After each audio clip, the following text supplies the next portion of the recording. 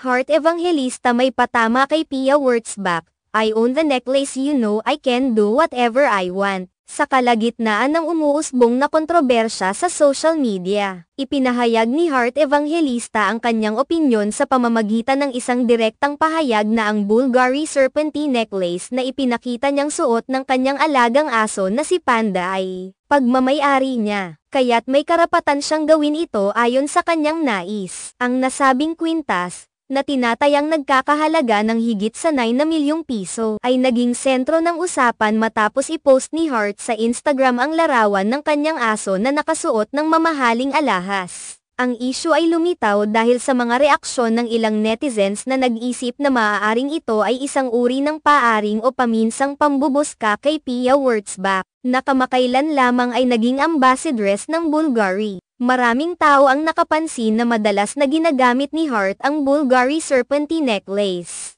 Ngunit nang ilabas ni Pia Wurtzbach ang kanyang pagiging ambassadress para sa nasabing brand, ipinakita ni Heart ang kanyang alagang aso na may suot na parehong kwintas. Ang aksyong ito ni Heart ay nagbigay daan sa iba't ibang spekulasyon tungkol sa tunay na intensyon ng aktres. Sa kanyang pinakabagong TikTok video, malinaw na sinabi ni Heart, "Pag-aari ko ang kwintas. Alam mo naman na maaari kong gawin ang anumang gusto ko." Ang pahayag na ito ay nagbigay diin sa kanyang karapatan bilang may-ari ng kwintas at binigyang diin na ang pagkakaroon ng ganitong uri ng alahas ay nagbibigay sa kanya ng kalayaan na gamitin ito sa anumang paraan na gusto niya, kasama na ang paglalagay nito sa kanyang alagang aso. Ipinahayag ni Heart ang kanyang saloobin na wala siyang obligasyon na sundin ang anumang pamantayan o opinyon ng iba dahil sa kanyang pagiging may-ari ng alahas. Ang kanyang pahayag ay agad na nagbigay inspirasyon sa mainit na diskusyon sa social media.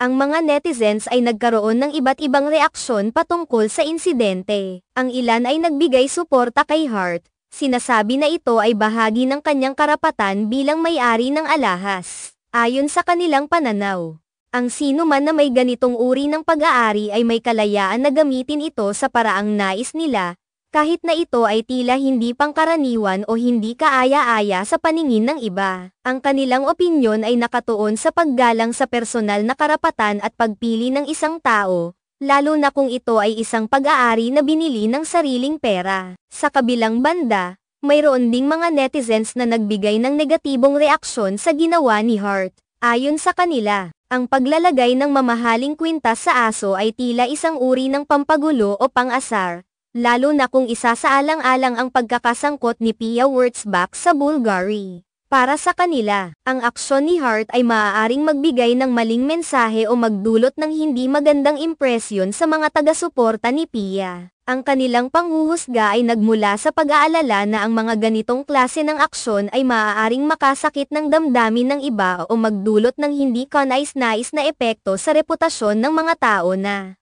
kasangkot.